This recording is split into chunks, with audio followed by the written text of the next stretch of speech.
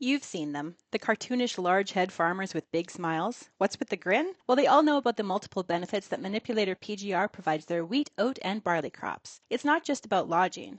Manipulator PGR adjusts apical dominance so that tillers produce more grain. And that's not all. With the adjustment to stem and straw strength, cereal crops treated with Manipulator PGR are easier to harvest. Check out manipulatorpgr.com to listen to real growers talk about why they love Manipulator PGR. So, cyber barn raising is really a metaphor for mutual aid. It's the idea that strengthening cybersecurity across Canada's agri-food system is really a shared responsibility that no single farm, business, organization, or government can tackle alone. Inspired by the tradition of communities coming together to raise a barn, it focuses on building practical cybersecurity skills, increasing awareness, sharing knowledge about emerging risks and opportunities, and creating networks of mutual support across the whole food value chain. The goal here is not just to improve protection against cyber threats, but also to build a stronger, more resilient, and more innovative sector by treating cybersecurity as an essential part of doing business in an increasingly digital food system. You're listening to the Ag Policy Connection, brought to you by Real Agriculture in partnership with the Canadian Agri-Food Policy Institute. We're connecting the dots between the people and the policies that shape agriculture and farming today and into the future. Welcome to the Ag Policy Connection, a podcast where we talk about the big ideas and fresh thinking needed to solve the big challenges and seize the big opportunities facing Canadian agriculture and food. I'm one of your hosts, Tyler McCann, the Managing Director of the Canadian Agri-Food Policy Institute. I've been working in ag policy and politics for 20 years, and I'm a policy wonk. And I'm not, but I'm your other host, Elise Bigley, the Director of Strategic Projects at CAPI, Canada's agriculture and food think tank. In this podcast, we'll be talking to leaders across agriculture and food about their big ideas to create generational change in ag policy. That's right, Elise. We think the time has come for ag policy to catch up with the changes happening on farms, in processing facilities, and across the system that produces food and more and gets it to customers in Canada and around the world. We are excited to work with Real Agriculture to bring some of the big ideas for change to you. Make sure to visit CAPI's website to subscribe to our mailing list and follow us on our socials and on YouTube to keep up to date. And with that, let's get started. Today we're joined by Dr. Janos Botschner. Janos is a social scientist whose work explores the intersection of human behavior, technology, and community safety, including emerging issues such as cybersecurity and their implications for public well-being. He is principal of HumInsight and a senior associate with the Community Safety Knowledge Alliance, a nonprofit organization that supports evidence-informed policy and practice in community safety. We're delighted to hear from Janos today, and welcome to the Ag Policy Connection. Thanks, Elise. Great to be with you and Tyler today. So Janos, we'll just jump right in. What's your big idea for us? Well, the big idea is called cyber barn raising, and it's kind of a metaphor for mutual aid in cybersecurity within the ag food system. And the idea is that strengthening cybersecurity across Canada's agri-food system is really a shared risk, and so it should be a shared responsibility. But it's something that no single farm, business, organization, or government can tackle alone. Inspired by the tradition of communities coming together to raise a barn, the idea focuses on building practical cybersecurity skills, increasing awareness, sharing knowledge about emerging risks and opportunities, as well as creating networks of mutual support across the food value chain. So the goal is not only to improve protection against cyber threats, but also to build a stronger and a more resilient and more innovative sector by treating cybersecurity as an essential part of doing business in what is an increasingly digital food system. There's a lot to talk about there, but before we dive deeper into your big idea, we want to hear more about the journey that led you here. So can you give us a bit more about your career and how your experiences led you to ag and this idea? Yeah, sure. Thanks. Well, I mean, I'm a social scientist. I've held a variety of different roles in the not-for-profit sector, government, academia, and I also have a family background, both on my side and my wife's side, that either involves agriculture or value-added production using agricultural inputs. And on both sides, these go back many generations. For a number of years now, I've been very interested and involved in a number of different initiatives focusing on the cybersecurity of our food system. One of these, the cybersecurity capacity in Canadian agriculture, was funded by the federal government back in 2020. I led that initiative, which looked at the state of cybersecurity in the ag system, and I believe it was the first piece of work to do that, as well as producing a set of evidence-informed resources for farm business owners and for policymakers. One of these resources was uh, probably the first ever sector cybersecurity framework that we called cyber barn raising to really signal that idea of collective stewardship and people coming together to help one another and build resilience. I've So, really been oh, sorry. interested in exploring the human dimension of this problem as well. And so, we need both the tech folks and the social scientists and the on the ground stakeholders, I think, to kind of come together to make sense of what's really often an overwhelming problem set. So I'm glad you touched on that because I wanted to ask on kind of your area of studies is outside of the kind of traditional egg space. So, like, can you dive more into what you were just talking about? Like, what value does your quote unquote outside perspective bring? Like, what value does that bring, or what do you see that perhaps others wouldn't see? Well, again, I think, I care about food. I care about the people who make our food. And I understand that when we think about cybersecurity in general, it's fundamentally a human problem. Despite all the technological innovations that we're looking at, there's an old expression today that the weakest link is the person, whether that's a bad guy, whether that's someone who is just unaware of the cyber threats and the vulnerabilities that they're dealing with as a business, or whether it's, simple human error that all of us can make at any moment when we're under a lot of conflicting pressures in the day-to-day operation of a business. If we can start to think about the human side of cybersecurity, I think we can make inroads faster and more effectively than if we only define it in terms of a technical problem. But do you find that kind of when you look at the work that you've done in other sectors, Yeah, do you see that that's easier, kind of outside of agriculture? What's your perspective there? that's a great question. I think if we look at critical infrastructures, and food is a critical infrastructure, think about things like finance, energy, for example. They had to make steps forward in terms of their cybersecurity posture earlier for obvious reasons. They were earlier to the game, so as it were. What they were able to do is think about this as a strategic enterprise risk and a strategic enterprise opportunity space. From that perspective, it turned into a governance issue and a risk management and a business development issue that is all about how people think about these things, what people do from a policy, from an organizational culture perspective, from a regulatory perspective, etc. So by defining this more in terms of the human dimension of things, they were able, I believe, to get busy and start to make headway against these challenges earlier. And of course, they were highly regulated environments, so they had significant pressures and public expectations that they needed to grapple with.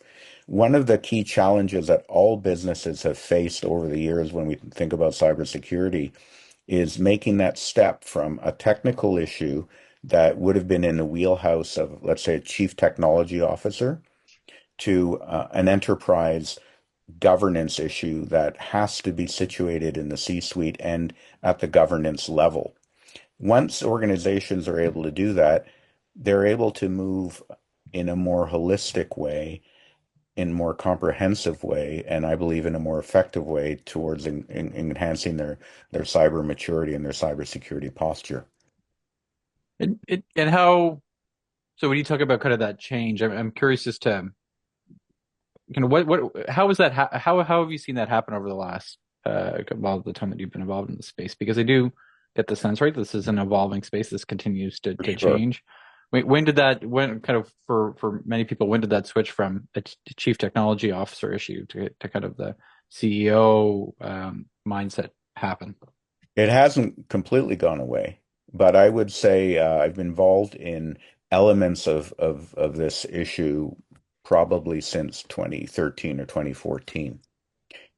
And I would participate in various national level discussions with little niche groups on cybersecurity, including senior executives from various critical infrastructures and other private sector organizations. You started to see the conversation shift, I think, between around 20, 2014, 2015, 2019. There was more of an awareness that this can't be just a technology issue. We have to think about this from a broader organizational lens. We have to think about the culture of an organization in a way that does better to bake in acuity for cybersecurity into the organizational DNA and start to make some changes along those lines. But it's there's still a critical foundational piece that is technology based. But if we don't think about the human side of things, it doesn't matter how much penetration testing or pretend spoof emails employees receive. Human error or other facets of human behavior are gonna derail any good cybersecurity program. So we have to really think about the human dimension at all times in order to really start to build that level of preparedness. And if we can learn from things that have happened, we start to build the capacity for resilience as well. And do you think, before we get into kind of just the agriculture world, but do you think in general people are taking this seriously enough? And I say this in the context of, I was listening to a different podcast this week that our counterparts at the Public Policy Forum have, where they were interviewing a leader of one of the insurance companies in Canada, and he said cybersecurity is the risk that scares him the most. And it was interesting because he was kind of talking about it in the context of kind of climate change and extreme weather. And he said, kind of you can spread that risk around, and you tend not to have kind of hurricanes, I guess, everywhere around the world all at the same time. You can manage that, but the cybersecurity risk is happening everywhere all at once, and it's kind of there's this real risk that everyone gets swamped. It was interesting to hear someone like him say this is the number one risk that he's worried about. What's your take around kind of the global kind of how do we take this seriously enough? I think there's been a notable shift in awareness of this problem because more and more of us have experienced something related to cybercrime, whether it's someone scooping a credit card number from a spoof website or, all kinds of different things that happen to people every day. So the awareness level has increased. But I think a lot of people, and this is certainly true based on the research we did earlier with producers, they don't know where to turn for help. They don't know what they can do right away to make things better.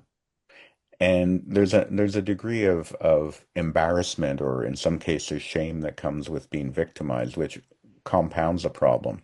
So I think if we can start to tackle stigma, if we can make resources more widely available, and the Canadian Cyber Centre does a great job of developing and pushing out resources, and I would say Ag Canada has a great web page as well.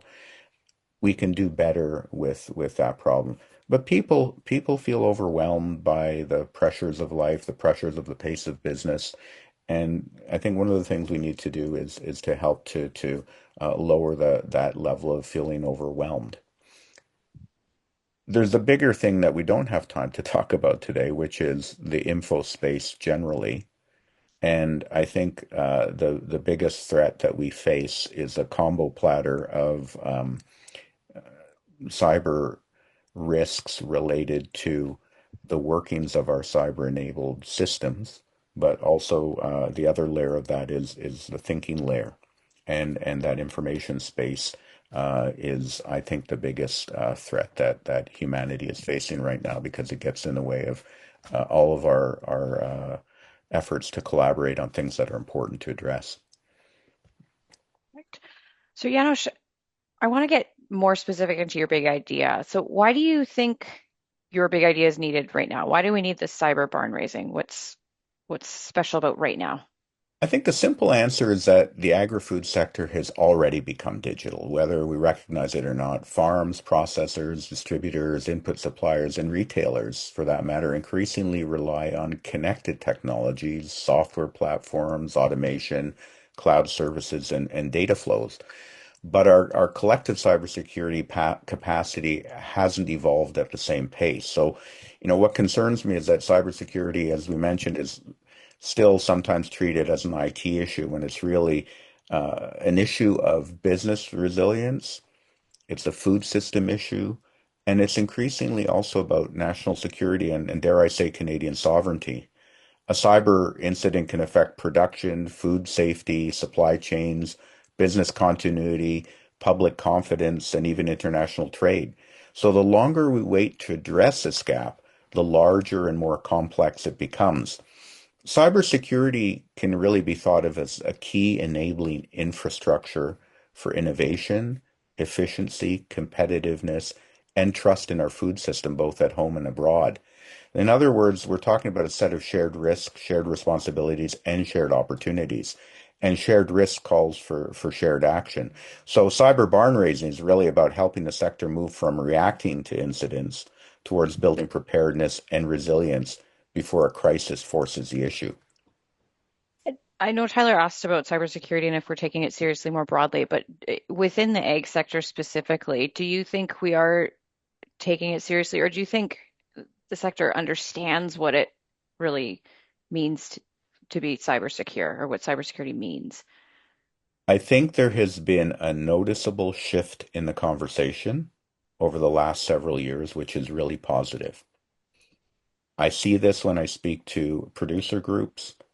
I see an appetite for some information and support. I see Agriculture Canada doing what they feel they should be doing and can do to advance the topic.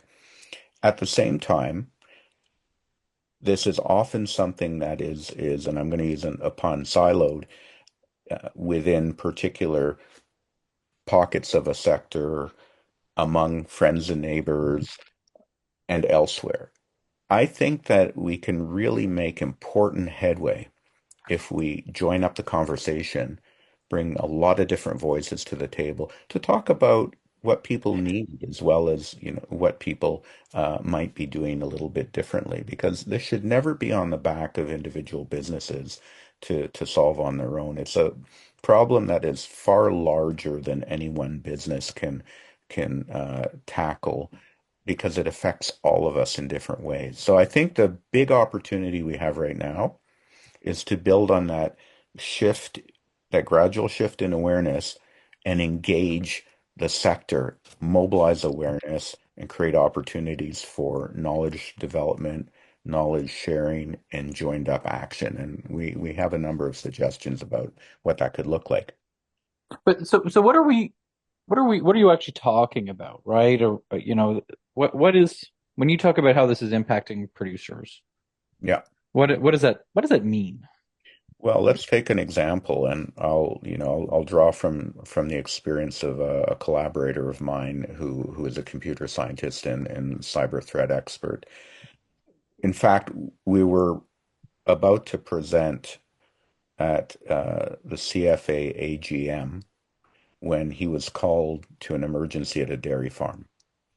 The dairy farmer had been subjected to a ransomware attack.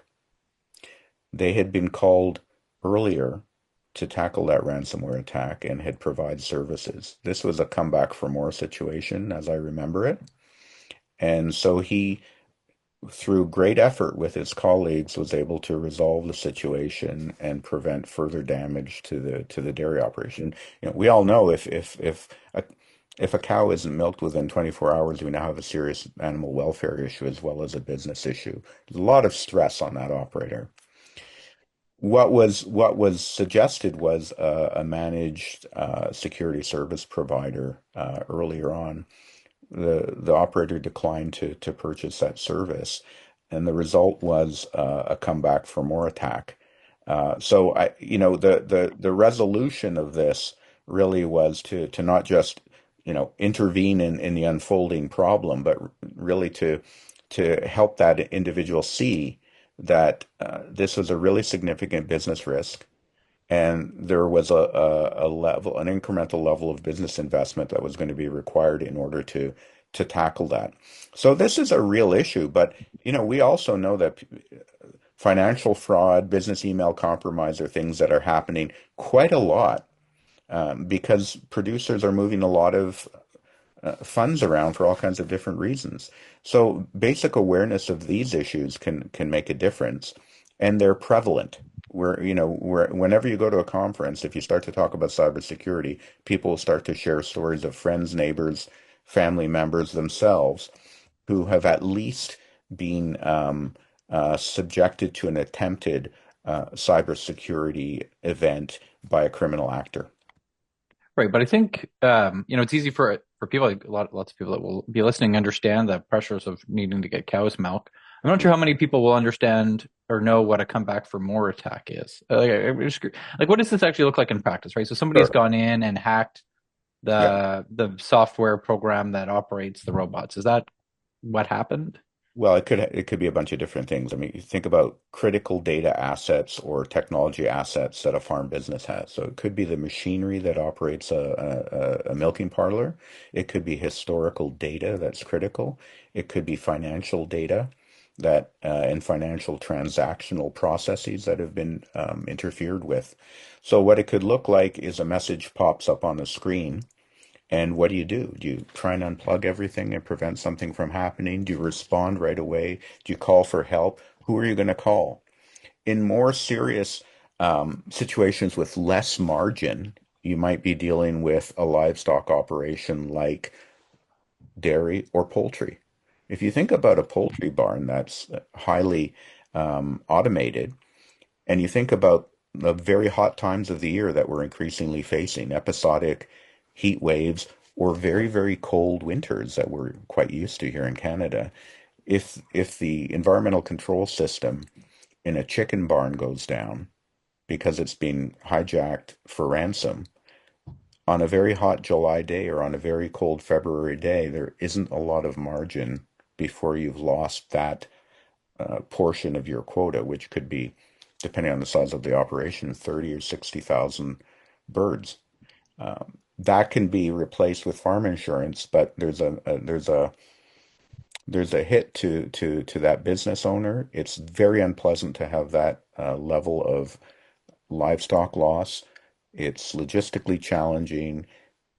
It's extremely stressful for that business. So, there's a vivid example, I think, of where you could have an immediate problem that is very difficult to resolve if you haven't built in the capacity to notice something that's unfolding or call for help and you know where you can get help. How do we ensure this kind of risk of cybersecurity doesn't stop farmers going digital? Uh, Yeah, well, I think trust is the lifeblood of innovation, as people say, and there's a social contract that happens between technology providers and consumers of those technologies, farm businesses, food and beverage manufacturers, others. There's also a trust relationship between regulators and others who are there to keep us safe.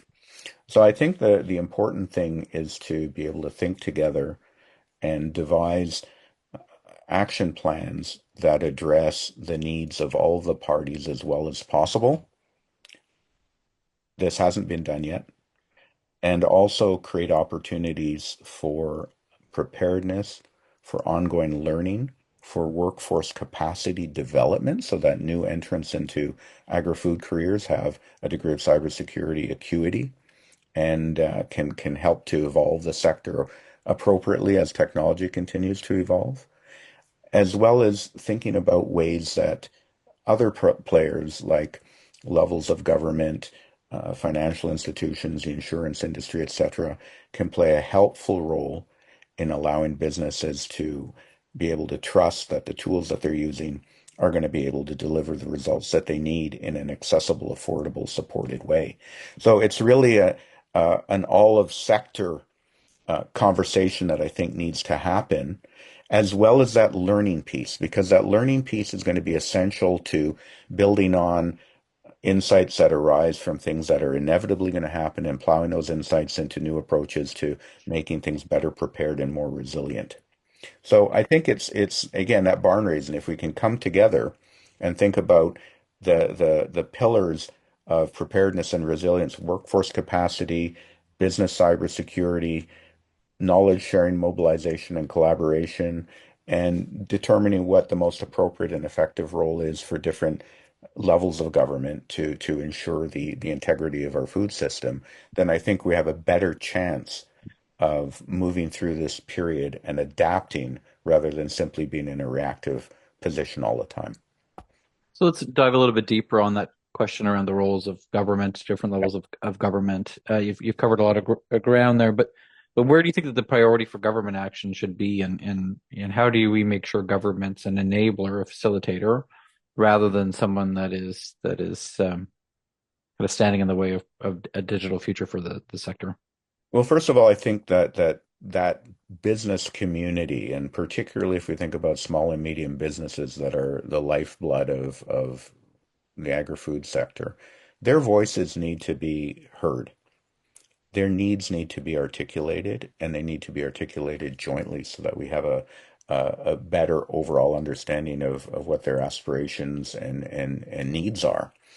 Government can play a really important role in convening people.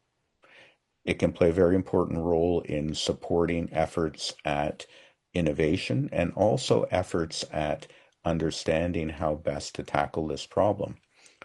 Support for research, support for mobilization, and strategic efforts that will help to bring people together with a shared understanding of the system, and ongoing dialogue, which is going to be essential to ensuring that trust equation happens. Sometimes I liken this, and I credit a producer at an AGM for asking me this question in the first place.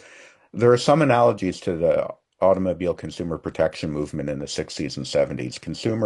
Consumers were saying, look, we need safer cars, we need safer roads. And what happened over many years by everyone coming together and figuring their way through the puzzle was cars became safer and a range of safety options became profitability opportunities for the manufacturers. Road design became better.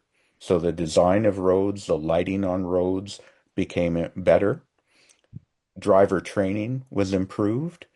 Insurance programs and government instruments of policy were recalibrated to fit this emerging environment. And the result, if you look at Stats Canada data, is roads and driving became safer over the last half century than it had been earlier. So, this wasn't just driven by government. Government had a role to play. It wasn't just driven by the insurance industry. It wasn't just driven by the automobile industry, and it wasn't just driven by the consumers.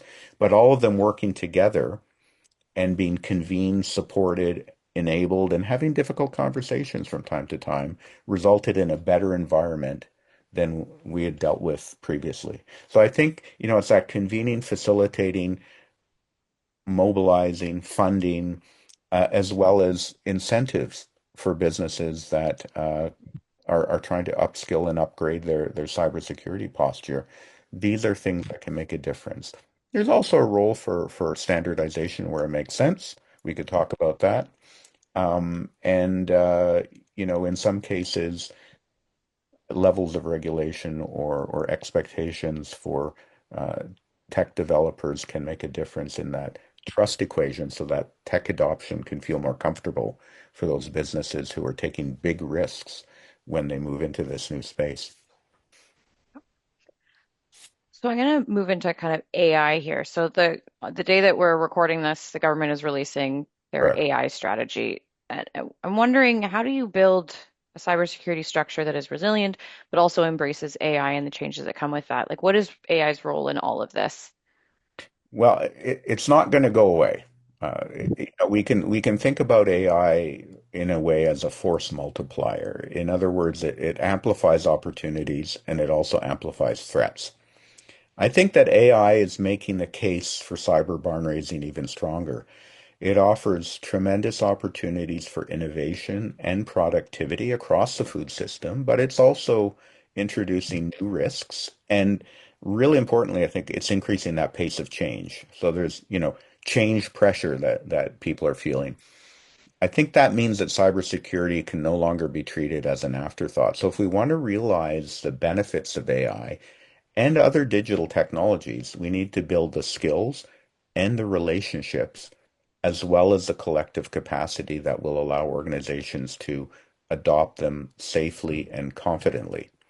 In that sense, cybersecurity isn't a barrier to innovation, nor is AI, but it's one of the foundations that makes innovation and appropriate utilization of AI-based technologies possible. Is this something that, again, going back to kind of the concerns or the fears or the apprehension, is this something that makes all of this worse or better, or does AI give us more tools or give us more risk and more exposure? Well, I think the answer is it's going to do all of the above, and we have to figure out what that's going to look like. Certainly, when we think about things like precision agriculture, whether it's, very, very precise application of pesticides and or, fertilizers, AI is going to improve that, I think, dramatically. It's also going to improve other kinds of applications, whether it's the detection of emergent mastitis in cattle, gestational parameters for swine or cattle, all kinds of different things that could optimize the growing environment within greenhouses and vertical farms, and in fact will be increasingly essential to this data dependent type of operation. So it's going to improve a lot of different things from the standpoint of insights, efficiency, control, etc., as well as logistics and supply chain behavior. But AI is a significant enabler of cybercrime. It's a significant enabler of geopolitical hybrid attacks against critical infrastructure. So we're going to be faced with all kinds of opportunities, and we're going to be faced with all kinds of threats that we have to learn together to grapple with more effectively. And I think the resilience piece becomes even more important here because when we're faced with a pace of change that's overwhelming, if we can look to one another to make sense of this, to join up our efforts to tackle this, and feel that we're doing something in the face of this, we can generally cope better and adapt more effectively. If we feel like we're dealing with these things in isolation from one another, that can be a little bit deadly. So when we think about things like role of government, it's really helping us to pull together and to support social cohesion within a critical infrastructure and a sector that is perhaps the one outside of finance or along with finance that we feel most directly because this is the food we eat. And so if we can pull together, feel connected, feel supported, and feel like we're making some collective and constructive headway against these emerging challenges, we're going to do better as a country. What are the trade-offs with your big idea? Well, I think the trade-off is if we don't do anything, we're going to be a little bit in trouble. The biggest trade-off is that collaboration takes time. Building networks, relationships, trust, and shared understanding requires effort that could otherwise be spent on more immediate operational concerns. So there's a risk if we focus on quick technical fixes when what is really needed is long-term capacity building. But the risk of not doing anything is much greater. So if we continue to treat cybersecurity as an individual business problem, we'll leave many organizations, especially small and medium businesses, to face increasingly sophisticated threats on their own. The reality is that cyber risks don't respect organizational or national boundaries. So a vulnerability in one part of an interconnected food system can affect lots of other parts. If we fail to build capacity collectively, we risk a future in which cyber incidents could become more frequent, more costly, and more disruptive to the food system as a whole. Is this something that, yeah, I mean, we talked about the role of government. Yeah. You talked about kind of all of these dynamics here, but like, who else? What is the role of everyone else in this space? Like, is this something that farmers need to be thinking about in the context of their service providers, right? Where is the software coming from for your milking robots, or where's your precision agriculture data being kept? Is this ultimately something where farmers themselves need to be educated and then they need to be able to have these conversations with the people that are providing the service to them? Is that what that looks like, or are there others that have some skin in the game that need to be involved? Again, I think everybody should have skin in the game. I want to pick up on your point, Tyler, which is a really important one. I think we need to create opportunities for producers to articulate their uncertainties, their fears, their worries, their needs, and their creative suggestions for how their lives could be made better as businesses and as, you know, critical to our well-being. And so we think about trusted partners. It could be a commodity association. It could be maybe a farm mutual association. It could be a number of different, it could be an agronomist.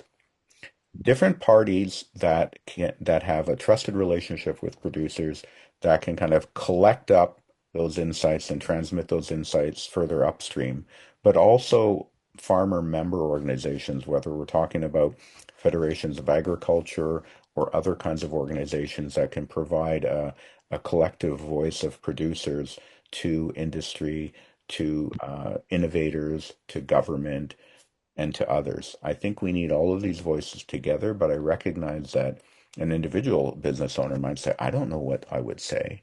But maybe when they get together and they feel like they're in a safe environment and they're starting to share insights, concerns, worries, and opportunities, someone can collate those and funnel them further upstream so that the bigger conversation can be really informed.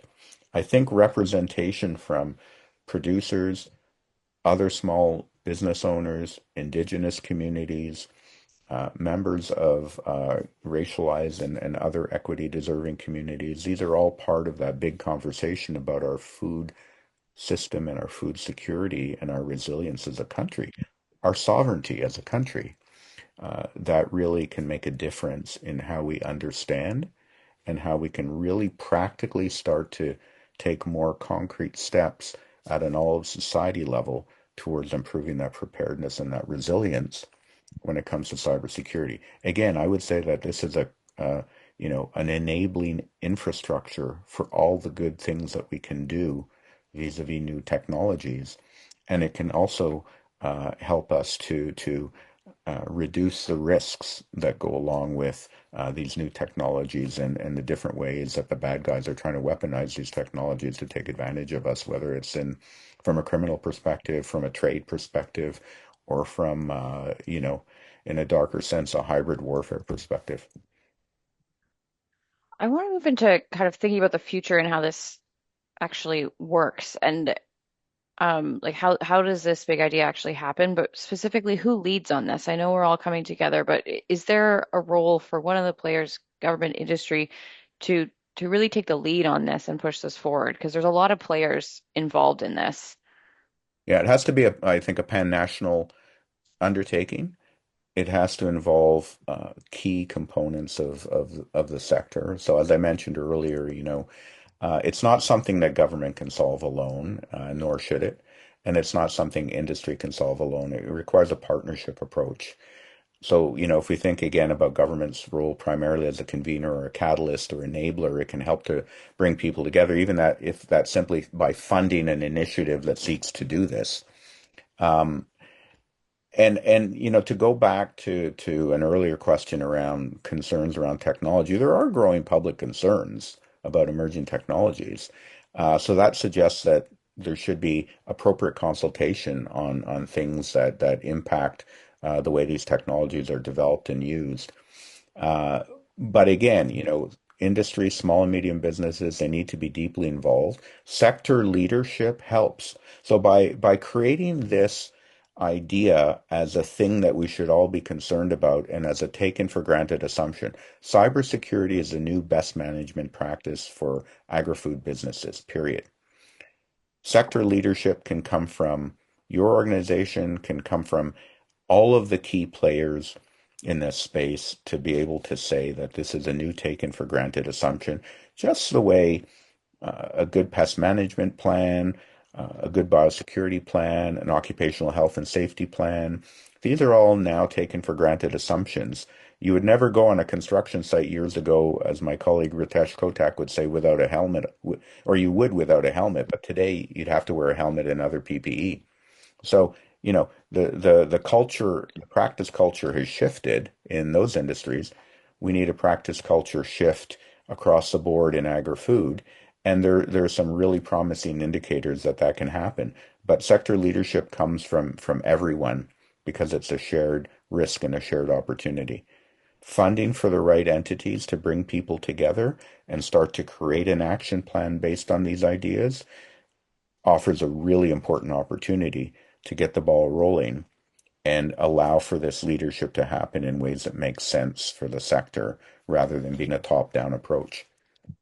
But yeah, no, so, I think one of the challenges that we've got, in my mind, a digital future for Canadian agriculture Yeah. should be one of those things that we can just take for granted. I think by and large it is going to happen, but yet we struggle to get, I think, serious attention and focus on what a digital strategy would look like.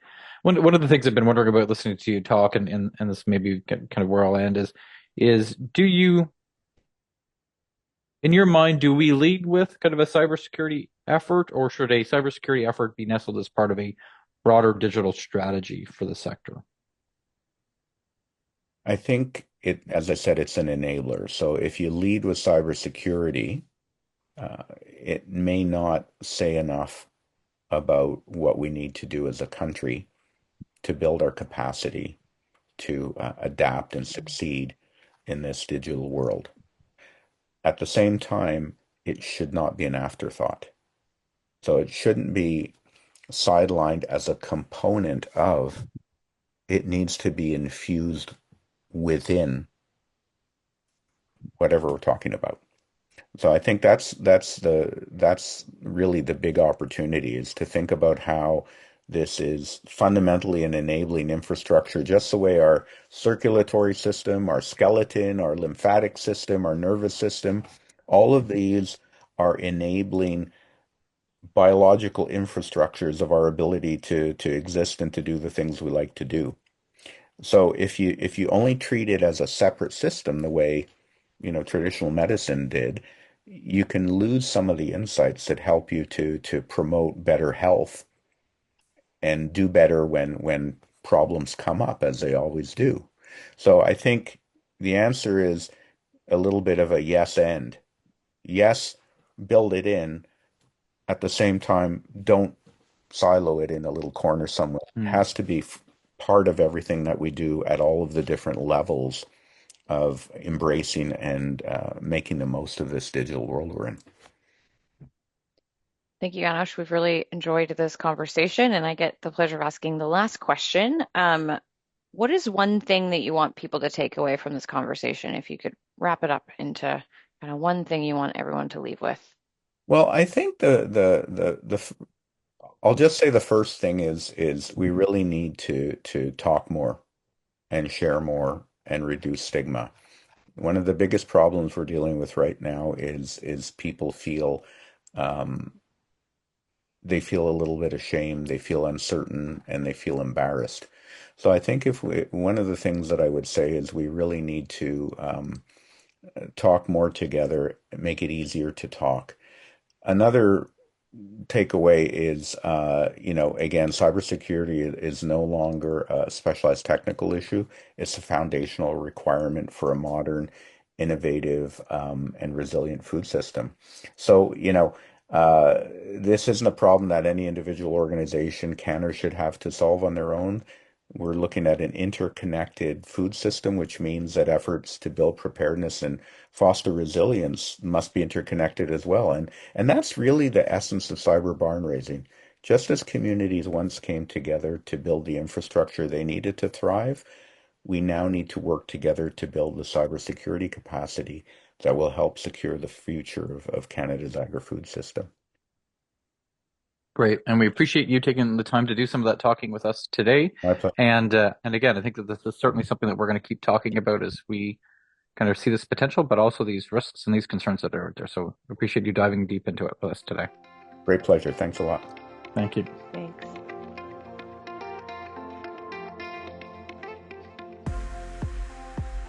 So, Elise, what did you think of that big idea? What really struck me was this idea of the importance of the basics and that shared understanding, kind of level setting in education. I think it's often overlooked, and we see this in our work. Our recent digital ag report calls for that ag data governance framework to address inconsistent terminology and kind of call for that level setting. And I think we need to do that for cybersecurity. But as Janos said, that needs to be done all together with trusted partners and trusted leaders, someone to take kind of the lead on that. Do you think that we undervalue the risk that comes from cyber? Yes, absolutely. And I think using those conversations that producers or different people within the sector can actually relate to happening on their farm is one way to bring that reality to them. Yeah, it was striking for me recently to hear someone in the insurance sector say that cyber risk is the risk that scares them the most effectively. I think it's something when we look at the risk survey, the work that we do, there are some people that are worried about it, but it is not, certainly not a top 5 risk that's there. It's something that seems to be kind of more bubbling along a little bit under the surface, and it's probably something that we all need to think a little bit more about and better incorporate into kind of our thinking about the future and where we're going and how we de-risk the digital future of Canadian ag. Yeah, and how do we say cybersecurity is the risk that scares us the most, but enables action, right? How do we get it to not stop just there and us leave feeling overwhelmed by cybersecurity and the fear? So I really appreciated Janos's insights on kind of collaboration takes time and it takes that trust and that uphill battle that we have with digital agriculture and other spaces. That how do we convey the importance of this as like enabling infrastructure and as something that is critical to our sector, while also acknowledging that it's not going to be a quick fix? How do we work on those structural long-term adjustments? Yeah, and clearly there's a space for government to be doing more here, but there's a lot of other stakeholders that have got a lot of other work going on, and ultimately it's up to the farmer, the business owner, to be working with their service providers. But I think it's up to the broader ecosystem to make sure that the farmers, those other service providers, have that understanding of what's there, what's in front of them, and what they can do about it. And I think that critical ingredient too on that other side is that trust. How do they provide that information that for the producer, but also convey that trust to them? So, well, I want to thank our listeners for joining us today. If you have any big ideas yourself, we want to hear from you. So please contact us if you have a big idea for change in Canadian ag. And we want to thank Janos for joining us and for all of you for tuning into CAFE's Ag Policy Connection, a podcast where we talk about the big ideas and fresh thinking needed to solve the big challenges and seize the big opportunities facing Canadian agriculture and food. Thanks, Elise. Thanks, Tyler. See you next time.